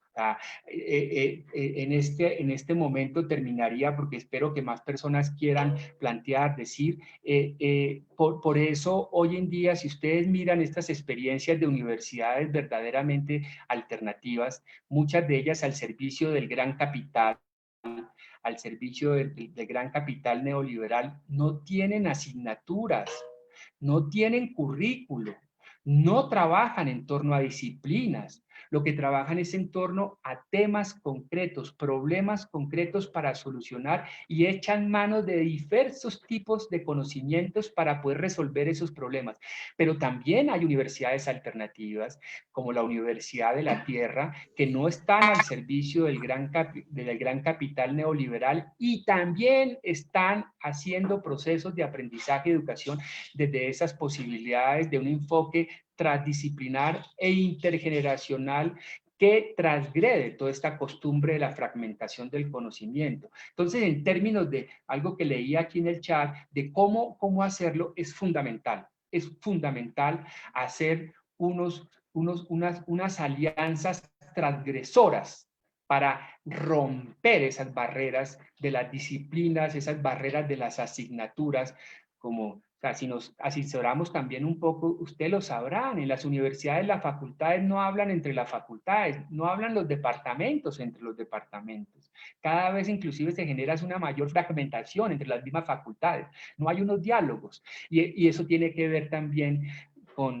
y no sé si esto va a ser mínimamente entendido, pero tiene que ver con la pérdida de confianza en los seres humanos y la pérdida de confianza en los niños y niñas. Cuando se ha perdido la confianza en los niños y niñas, cuando se ha perdido la confianza en los seres humanos para el aprendizaje autoorganizado y colaborativo, con compañía de las otras personas, de la compañía, en este caso de maestros y maestras, pues esos miedos e inseguridades se exacerban y es mejor estar solitos, es mejor estar separados, es mejor estar fragmentados para que cada uno cuide aparentemente sus miedos y no quede en evidencia que necesitamos encontrarnos, necesitamos construir vínculos de ejercicio del conocimiento colectivo para realmente ayudarnos a sanar eso que necesitamos sanar. Y con el riesgo de parecer de alguna manera también un poco esotérico con esto que voy a decir, y en relación a un par de planteamientos que veía en el chat, un tema de fondo tiene que ver con lo que podría mencionar aquí de forma muy resumida con el autoconocimiento y la sanación. Si realmente queremos hacer mejor la tarea con nosotras y con nosotros mismos y la tarea con las personas que nos relacionamos, tenemos que reducir el autoengaño y trabajar más en nuestro proceso de autoconocimiento y sanación. Pero bueno, considero que ya he arriesgado otra buena cantidad aquí de planteamientos. Yo desafortunadamente a las 10 de la mañana tengo que despedirme porque tengo una actividad que no pude correr. Quise correrla, pero no pude correrla, pero todavía tenemos tenemos bastantes minutos para seguir aquí compartiendo. Entonces quisiera nuevamente oír críticas, ojalá críticas y cuestionamientos o como ustedes consideren bien llamar. Sí, profesor Erwin, me gustaría compartir contigo algunas de las cosas que tú has planteado, que para mí son significativas. ¿Me oye? Gracias, profesor Marco Antonio. Sí, Gracias. sí. Muy rápidamente, profesor Erwin, le agradezco inmensamente su intervención, pero quiero resaltar algunas de las cosas que para mí son importantes. Cuando tú nos hablabas del profesor Carlos Vasco y en su relación con los estudiantes, el establecimiento de una relación afectiva, eso es muy válido, profesor Erwin. Yo le cuento el establecimiento de una relación afectiva, eso que lleva al establecer también cierto nivel de complejidad, es bien importante, profesor Erwin. Y yo le quiero contar muy rápidamente mi experiencia que tiene que ver con esos elementos ahora en esta época de pandemia con mis estudiantes de primer semestre, de segundo y de sexto. La pandemia inmediatamente nos colocó en un desafío de hacer un cambio de 180 grados entre nuestros estilos de antes del 19 de marzo y unos nuevos estilos que, si bien teníamos algunas ideas, no tendríamos un dominio suficiente para poder enfrentar los retos que tenía ese periodo de escolaridad. Yo hice algo parecido, profesor Erwin. Establecí un nivel de complejidad, de complicidad con mis estudiantes, un nivel de afectividad para poder entender un poco con mis estudiantes lo que significa la incertidumbre ante la situación de pandemia. Y hicimos uso de eso que nos ha dicho usted también, profesor Erwin, el manejo de los conceptos y el impacto que tienen los conceptos en el momento de toma de decisiones académicas. Eso para mí fue muy importante. Conversé con mis estudiantes sobre lo que implica el aislamiento social, sobre lo que implica el confinamiento, sobre lo que implica tener una amenaza de un enemigo oculto. Todo ese tipo de situaciones conversé con mis estudiantes y mi trabajo estuvo dedicado a crear confianza, a crear seguridad entre los estudiantes para que pudieran tomar decisiones frente al manejo de los contenidos. Pero no era el manejo de los contenidos para que me respondieran preguntas, sino era cómo esos contenidos los pudieran usar como unos instrumentos para poder comprender la situación desafiante que se estaba viviendo, que es una situación múltiple y compleja. Gracias, profesor.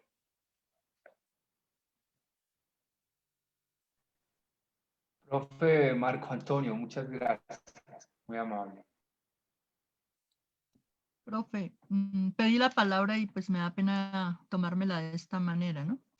Pero justamente por la relevancia... No, ojalá se la... profe, ojalá se la tome todas las veces que quiera y todas las demás personas se la tomen para que esto sea un poco diferente. Gracias, profe. Sí, digamos que pues las experiencias de este tipo de situación que vive el mundo, de incertidumbre que hablaba el profe Piñeros, nos ha enseñado muchas cosas. Dentro de las cosas que nos ha enseñado es que, bueno, tenemos tres aspectos aquí que son importantes. Uno, dentro de la misma universidad. Dos, en el campo de trabajo de la docencia. Y tres, en la vida real, ¿no? Entonces, digamos que en este momento dentro de la universidad hay un problema gravísimo, ¿no? Para resolver cuáles son los resultados de aprendizaje, ¿no? Por el decreto 1330. Entonces, ¿qué entendemos por resultados de aprendizaje? Y entonces nosotros pensamos que si hablamos de la taxonomía de Bloom, que ocurrió hace como 80 años atrás, entonces estamos cumpliendo con los objetivos del aprendizaje. Y lo que ha hecho, con todo respeto de la psicología y que saben más, son más profundos en la parte de la psicología que yo, lo que se ha hecho con referencia al aprendizaje es que cuestionamos el conductismo, pero seguimos siendo conductistas, ¿no? Solamente es que primero hablamos de un estímulo-respuesta para poder aprender y pensamos que eso ya había evolucionado y se había terminado, pero resulta que no, ¿no? Lo que hemos hecho es cambiar de corriente de pensamiento. Entonces, si algunos cognitivistas dicen no, lo más importante es que el niño aprenda a desarrollar su cognición. Pero ¿cómo desarrolla su cognición? Entonces, alimentémosle todos los procesos de información y la forma como va a salir de su cerebro ese proceso de información. Y entonces, pues ahí obviamente van cambiando los procesos de enseñanza y aprendizaje. Y entonces los profesores pensamos que si lo que tú decías al principio, que entre más actividades, más conocimientos almacenemos en ellos, pues ellos van a ser mejores profesionales. Y no, entonces se ha venido cambiando por corriente de pensamiento el verdadero sentido de la enseñanza y del aprendizaje. Y el maestro dejó de hacer las funciones que le correspondían hacer como maestro y se ha dedicado a ser un todero de muchas cosas. Y entonces, ¿qué ha sucedido? Pues que solamente al cambiar esa corriente de pensamiento, pensamos que estamos haciendo unos aprendizajes significativos, pero no es así. Yo pienso que no es así. ¿Por qué? ¿Cómo aprende el niño? Entonces, usted ya nos ilustró un poco sobre eso. ¿Qué experiencias gratificantes debe encontrar el niño para poder desarrollar? Dentro de esas experiencias gratificantes se encuentran sus intereses, porque obviamente todos los seres humanos desarrollamos algunos intereses, habilidades, destrezas, gusto por las cosas, ¿cierto? Pero ¿qué encontramos en la realidad de un país como Colombia y del mundo? ¿Y qué encontramos en la realidad de nuestras aulas? Si el profesor no llega a darles el montón de conocimiento y a pedirles la respuesta, pues los estudiantes sienten que no hay enseñanza y tampoco aprendizaje. Y entonces digo que lo tenemos muy real en la universidad porque justamente estamos haciendo un debate sobre lo que de verdad deberían ser los resultados de aprendizaje, ¿no? Porque es que si yo entro a una carrera es porque me gusta, porque voy a proponer cosas nuevas, porque se me va a desarrollar mi creatividad, porque me van a permitir hacer cosas. Ahí yo hablaría de resultados de aprendizaje. Mientras tanto, no, porque si solamente seguimos unos paradigmas, pues no vamos a tener esos resultados de aprendizaje. De hecho, yo dirijo una asignatura que se llama modelos pedagógicos. Y yo le dije a mis estudiantes, el proyecto final es hacer un modelo pedagógico. Profe, ¿cómo lo hago? No, porque como usted quiera. Pero no, profe, porque si usted no me dice cómo lo hago, ¿yo qué hago? ¿Sí? Y entonces estamos enseñados a que nos digan el cómo lo hago, que nos den rutas para todo, que nos den el método para todo, que nos den un formato, porque pues entonces así nos limitamos la capacidad de pensar. Entonces ese es el primer encrucijado del que quería hablar dentro de la universidad. Pero fuera, ahorita tenemos unos problemas terriblemente grandes que los hemos conocido a través de las prácticas que hacemos en las instituciones educativas y es como nuestros estudiantes han tenido que acompañar los procesos dentro de las familias, ¿no? Y entonces se nos olvidó convivir en familia. No sabemos convivir en familia, se nos olvidó el diálogo, se nos olvidó la comunicación, se nos olvidó el compartir en familia. Y si eso que se llama afecto no se empieza desde la familia, ¿dónde lo vamos a encontrar? Entonces, ¿qué sucede? Miren, nosotros en este momento hemos hecho unos análisis bastante interesantes con respecto al acompañamiento de las familias y es que en la mayoría de las familias están viviendo unas crisis emocionales impresionantes. Uno por la condición económica y social en la que viven. Otra es porque no sabemos convivir.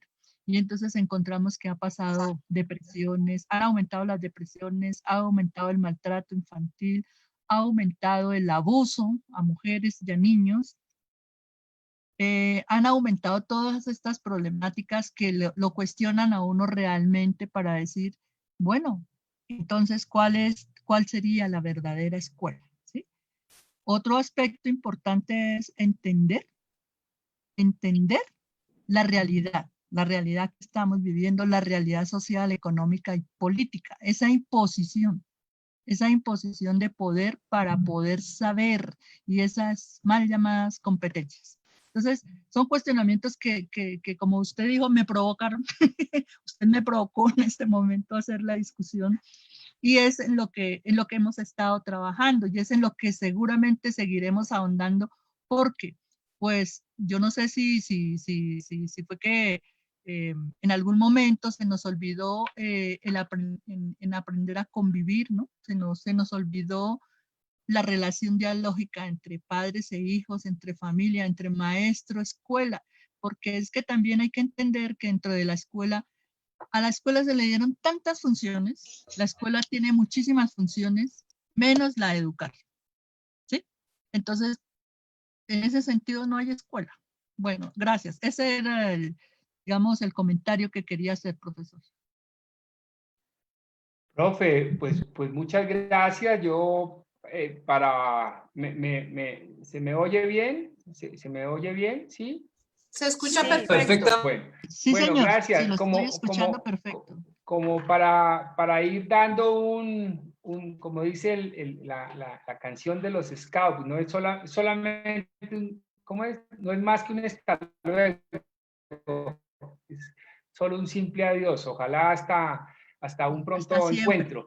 Yo quisiera aprovechar lo que acaba de decir la profesora Inírida y relacionarlo con dos elementos que he encontrado en el chat que tiene que ver con la mención de la teoría del juego y también todo este mito que hay en relación con la lectura y la escritura. Entonces, quisiera invitarlos a revisar con mucho detenimiento cómo los conceptos que desde esa elaboración abstracta pueden parecer deseables y hasta beneficiosos, cómo son instrumentalizados para seguir reproduciendo la práctica adultocéntrica y las prácticas de imposición a los niños y niñas. O sea, el juego ha venido siendo instrumentalizado para eso.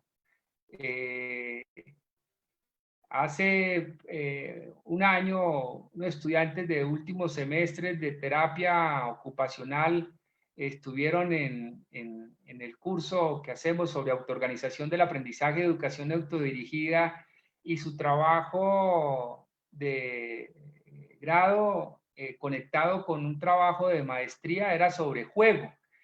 Y ellos se fueron sorprendiendo porque cada uno de los referentes teórico-prácticos que les ofrecí, validados científicamente, no estaban para nada en el corpus que venían conociendo desde hacía más de 2 años con ese grupo de investigación.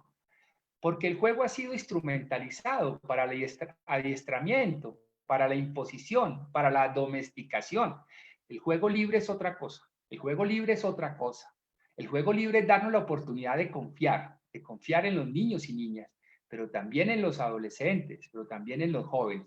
Por eso los invito a revisar, si tienen interés en esta búsqueda, los trabajos de Peter Gray sobre juego y revisar los referentes teóricos prácticos de Andrés Stern y del Centro de Investigaciones donde trabajan ellos, donde con neurocientíficos muy destacados han venido encontrando cómo se produce una mayor cantidad de fortalecimiento en las relaciones neuronales cuando realmente se le permite a los niños y niñas jugar, pero jugar de manera libre, no jugar para seguirlos manipulando, no jugar para seguirles imponiendo contenidos, no jugar para seguirlos adiestrando, no jugar para seguirles poniendo imposiciones. Y esto tiene que ver mucho con la lectura y la escritura. Más o menos como en el año 2010 me encontré en una conferencia en Buenos Aires con el profesor Alan Thomas.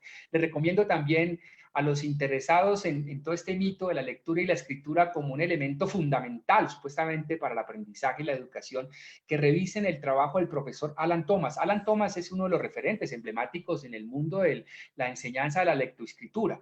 Y Alan Thomas, lo oí decir en esa conferencia en Buenos Aires, donde también fui invitado, lo oí decir que se arrepentía de no haberle puesto atención a algunas señales que le empezaban a mostrar que estaba él equivocado, pero precisamente lo que sucede con muchas de las personas que están en el mundo académico ahí atornillados en esos lugares, no quieren poner en su agenda y en su radar algunas preguntas que les podrían ayudar a entender que no es por ahí. Yo quisiera un pequeño paréntesis acá. Afortunadamente, en los últimos años, algunos profesores y profesoras de la Universidad Nacional, algunos de ellos del Instituto de Investigación en Educación, han tenido la generosidad. Especialmente recuerdo un par de ellos que me invitaron a tomar merienda y me decía, uno de ellos me decía, mire Erwin, yo todavía no lo puedo decir públicamente, no lo puedo decir públicamente, usted entenderá por qué no lo puedo decir públicamente, pero es que usted llega acá cuando llevo 30 años de una larga y prestigiosa carrera como investigador en temas de educación y usted viene acá y usted me demostró que habíamos dejado por fuera elementos fundamentales en la investigación y educación, porque yo soy de los que usted critica, yo soy de los que creía hasta hace poco tiempo que la educación solamente era escolaridad obligatoria, enseñanza obligatoria y tareas obligatorias. Y me terminó diciendo esto, afortunadamente empecé hace poco a ser abuelo y a mi nieta y a mi nieto sí no se lo voy a entregar a la escolaridad obligatoria, dice él, y ya lo venimos hablando con mis hijos. Entonces, ¿por qué le hablo de Alan Thomas? Alan Thomas, un emblemático investigador en el tema de lectoescritura de la Universidad de Londres, en sus últimos años se concentró a revisar qué pasa cuando los niños y niñas no los obligan a aprender a leer y escribir. Entonces, él describe en sus trabajos con sus equipos de doctorantes, en sus investigaciones de campo,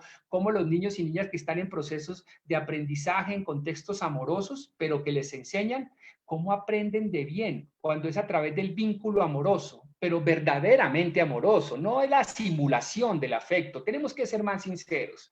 O sea, somos una sociedad muy enferma donde simulamos el afecto. O sea, nos convertimos en unos actores reproductores de eso políticamente correcto y le damos abrazo y le damos beso en el cachete a alguien que nos genera otros sentimientos.